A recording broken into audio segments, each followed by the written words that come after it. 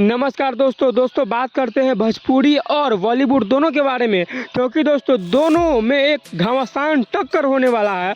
और दोस्तों वो भी टक्कर एकदम जलवा वाला टक्कर होने वाला है। दोस्तों आपको पता है कि ईद आ रहा है और हर ईद पर सलमान खान का कोई ना कोई मूवी रिलीज होता है। दोस्तों इस ईद पर भी सलमान खान का एक मूवी है सिकंदर और रिलीज होगा। साथ ही साथ भोजपुरी वाला भी बोला रुक अभी हम हैं। दोस्तों भोजपुरी की तरफ से भी एक सुपर हिट और धमाकेदार मूवी रिलीज हुआ है। दोस्तों मूवी का नाम है तेरा मेरा टसन।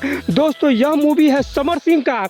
दोस्तों वही समर सिंह जो अपने गाना से पूरा तहलका मचाते रहते हैं। दोस्तों मैं आपको बता दूं कि दोनों फिल्म ईद के मौके पर रिलीज किया जाएगा।